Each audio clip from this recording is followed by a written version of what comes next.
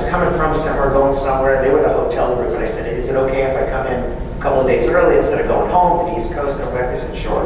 So they put me up at their 5-star resort for 4 nights, and I spoke for an hour. And they paid my fee for the hour. For the day, but they paid my fee. I felt guilty. I kept saying, what else can I do for you? Can I do something else? Can I sit on a panel? Can I do something? And they're like, no, we're good. It was great. I said, can I do something? No, come to the parties. I was like, sure. But that's what they wanted. They were happy with that because that's what they asked me for. But I charge by the day because I can't do anything else that day. I can't be anywhere else that day. It's the same for you. If you can't be anywhere else or do anything else, why do you need more than one price? Now, supply and demand says, maybe you do, maybe you don't. Maybe you want to have other options. If you're a if you're more than one person working with you, you might say, listen, different experience or whatever, we have different packages, but if I want Daniel's price is this. Daniel's price might even be higher because there's only one Daniel. So could you have more than one package? Yes. Do you need to? No. If you did, can you put restrictions on when they can buy them? Absolutely. It's your business. Remember, if they want your results, they have to hire you. And they have to pay your price. They can ask for a discount because they're entitled to. You don't have to give it. So, if you're making packages now, if you have them and you always have to modify them, you probably created the packages you think people want, not what they're actually buying.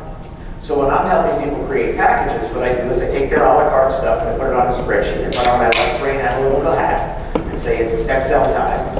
And we have the name of the customer, the date. I like to put the day of the week so we can sort it by Friday, Saturday, Sunday, weekday, whatever, how much they paid, and then how you sell. So every column is something that you sell, right? Whatever it is. And then we look for patterns. What do people typically buy together? Right? What do they typically buy together? Well, that should be a package. If they're already buying it together, it's one choice. It shouldn't be multiple choices. And some of you are thinking this. All right, Alan, everything I do is custom. I can't do packages. Well, I hate to break it to you, but everything every one of you does is custom, whether it's a package or not. Because it's the results that are custom, it's not the stuff. I watch those TV shows where they give all the chefs the same stuff and they have to come up with something, right? They started with the same ingredients, ended up with different results. So it's not the stuff that makes it custom or not, it's you. You can still have packages. But let me change your mind on thinking about packages. So packages could be things that they typically buy together. And take the most popular options. And take 2, 3, 4, 5, 8, 10 things, put it together, and now it's one choice. Just what are they typically buying together? Remember, we want the perception of choice. So a package can still allow them choices. Have you ever been to a restaurant with a price fixed menu? You choose an appetizer, an entree, and a dessert for one price. It's a package. But you have choices, because you choose the appetizer, you choose the entree, you choose the dessert from the choices that you're given. So I gave you the perception of choice. I gave you actual choice. You know the price. It's a package. It's just not called a package. It's called prefix, because it sounds better. No, I'm sorry, it's price fix if it's cheap. It's prefix if it's expensive, right? So friends and I, my wife and our friends were going out for a Sunday brunch. And we went to go to this diner. It used to be a diner. We didn't realize they had completely redone this place. Now it's a fancier place, same location, same name. Maybe they changed it. It used to be the Americana Diner, then now it's the Americana, what is it, kitchen and bar. Kitchen and bar. Well, there was a live jazz Sunday brunch. We showed up, we thought we were going to the diner. New Jersey is the land of the diner. There are more diners in New Jersey than anywhere else. We show up, and it was this very nice place with live jazz playing, and they had a $25 prefix Sunday brunch, 3 courses. Right? $25. Cool. Well, you look at the menu and you have all these different choices, except every one of these things had a supplement. Half of the menu was not $25, there was a supplement. And depending on what you ordered, because you could get away with $25 with all those other things. But this was $5 if you wanted the poke bowl, and this was $35 if you wanted the 30-day New York strip. $35 on top of $25. Think about that, right? more than double, your choice. Would you like a steak? Sure. That's going to be $60. Your choice. See, that's the thing, is they want the perception of choice, give them the perception of choice. Half the menu was the regular price. Half was not. $5, $10, $25, whatever it is. This is a package. It's a package that has supplements. Oh, by the way, there's a restaurant up in Napa called the French Laundry. Anybody ever heard of it? Thomas Keller's restaurant. You make the reservation somewhere between 6 months and a year in advance. Pay when you make your reservation. Last I looked, the least expensive was $350 a person. $400 was more likely. The patio seating at $450 a person was sold out. Oh, it included service charge. Drinks are extra. You can bring your own bottle of wine if it's not on their wine list, which is like this. And the corkage, I believe, was $75. $75 to open your bottle of wine that you brought, but you're paying $450 for your dinner. Oh, they did have special dinners for $1,200 a person. There were some special dinners. They weren't sold out yet, just in case you wanted to know. You can go grab one of those. But you know what it is? It's the chef's tasting menu. It's a package. Choose any of these things. I took one of them and added all the supplements to see what would happen if I added on to $350. Over $600 for one person. And you have to wait 6 months to a year to possibly get a table on a weekend. Right? Know your audience. So how do packages help you increase your average sale? Well, if the stuff is there together, you're not selling this and this and this and this and getting into decision fatigue and decision paralysis. How many of you are good at upselling?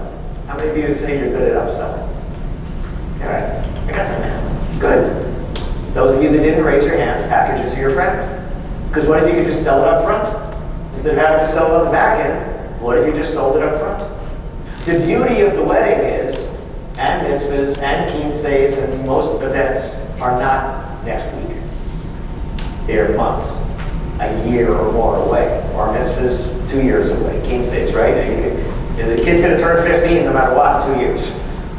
The bar mitzvah kid's going to turn 13 in 2 years, no matter what. So you have time to upsell them. Every time you have a conversation with someone is a chance to upsell. But I'll talk about it in a little bit. Don't sell the services and products. Sell the results of the services and products. Because when you're selling services and products, somebody else sells it cheaper. Somebody always sells it cheaper. As a matter of fact, when you were new in business, it was you that sold it cheaper. Right? That's when we learned to raise our prices, that we can't pay the bills. When I left the knot, I looked at what everybody else charged for speaking and stuff, because I was speaking for free. It was part of my job.